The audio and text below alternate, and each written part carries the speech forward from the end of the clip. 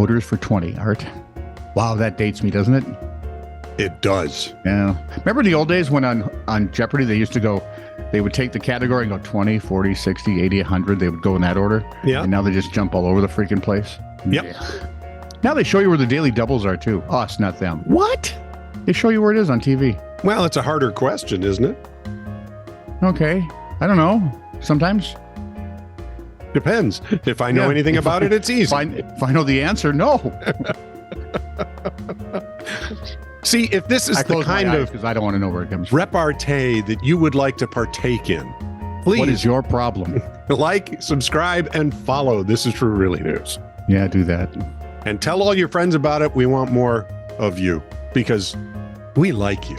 But be careful, because if you tell your friends, you could end up somewhere with a sweater that ties in the back. Coming up today, by the way, kid misses a day of school. See, I'd be shocked if the kid went to every day of school. Right? Isn't that the truth? Hey, if you find a story you think we ought to take a look at, TITR@netradio.network. That's us. This is True Really News with Scott Combs and Tony Vercanis. All the news you're about to hear is true, Really? as far as you know. So, I don't know, would this be an oops? In New York City last week, Yes. well, actually it was February, Ooh. one of the big items on the agenda was the unveiling of the Long Island Railroad's new Grand Central Madison Terminal. You ever watch any of the old things, like the old terminals? What was the big one? Grand Central Station. That was it, Grand Central Station. Yeah. The effort, the price, the artistry that went into it. Mm-hmm. They Yeah. were expensive, and this one was too, $11 billion. What? 11 bill. Yeah. Wow. You know, it scares me now that we're throwing around billions like millions, and I have never seen either in like my hand. Right? But NBC New York reported the new facility is marred by a spelling mistake etched in stone. Uh-oh. I'm loving it. A carved quote from artiste Georgia O'Keeffe sports a misspelling of her name, only one F. Yes.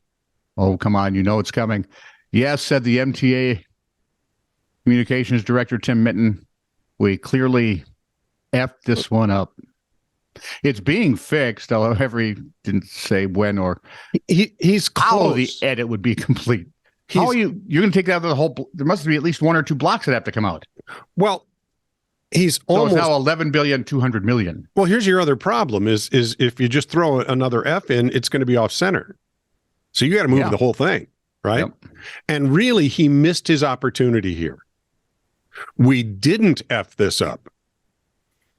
Enough. And in New York, that is something. No matter what reason you're saying it for. With all due respect to the normal human beings that live in New York, the 6 of them. Yeah. Yeah. I missed a day of high school. And of course, on the next math exam, I hit a question that relied entirely on material that was learned that day. So It's kind of the way it always goes, dude. Yeah. So after finishing the rest of the exam, I spent a solid half hour staring at the problem, trying to figure out how I was supposed to solve it. I even begged the teacher for hints because I was sick. And teacher said, you should have studied the material you missed. I eventually wrote down some math that made sense to me and handed it in. Uh-oh. I got my exam back Mhm. a week after the rest of the class.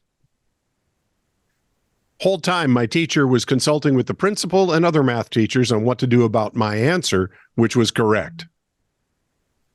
I'm sorry? The answer was correct. But she had to figure out, I don't know if the teacher is male or female, was a teacher, but they were trying to figure out whether he should be given a grade for it. See, he'd used a formula they were supposed to learn 2 years later. Uh-huh.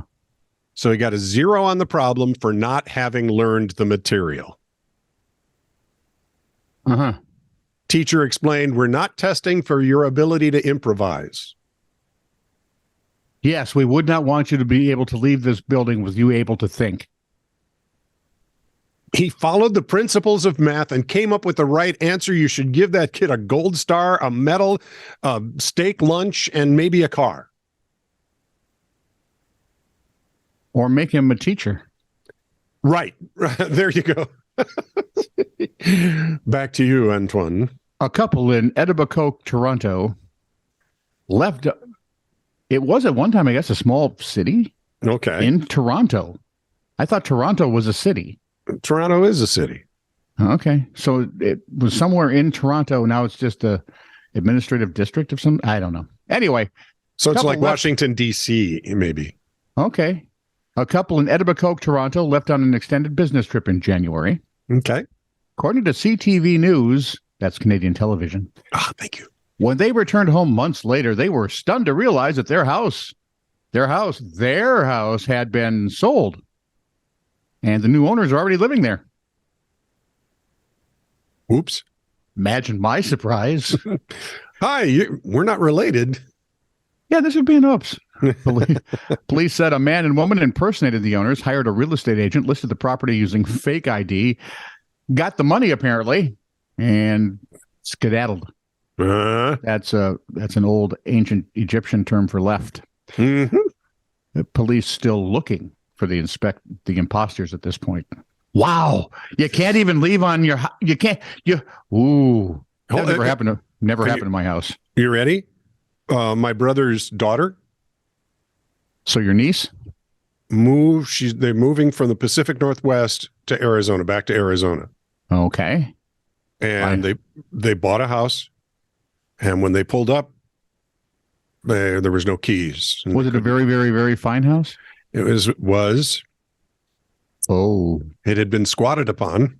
Oh. It's going to take 3 months to get in front of the judge. Oh. And then whatever time it takes to get the squatters out. And whatever it takes to fix the house. Oh. Right?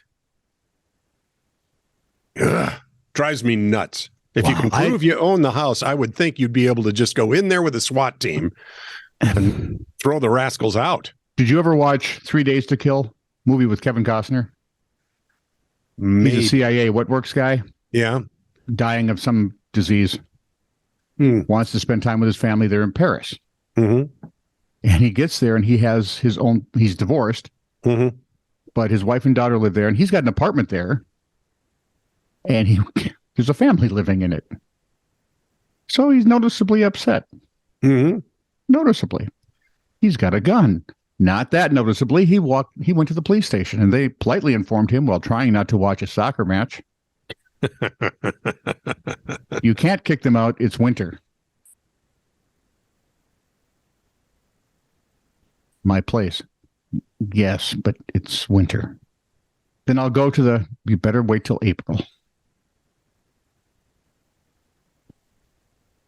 Now, see, this is where if I had that gun. See, you'd do something stupid with it. I would. For one, that TV would be dead. Okay. Let's get back to some normalcy here. Flathead Beacon Police Blotter. Thank heavens for that. 3:08 a.m. You realize didn't you just do a fourth story? No, couldn't have. Who did the last story? You did. Oh, that was your story on mine story. When you were telling a story of your story. Yeah. I get it. Now here's my real last story. Yeah, I've heard that before. It's kind of like when the pastor says, and in closing. Or any Minnesotan says, well, time to go. Time to go. Yeah, figure at least a half hour from there. At least. 3:08 a.m. A bunch of younger kids were punching cars.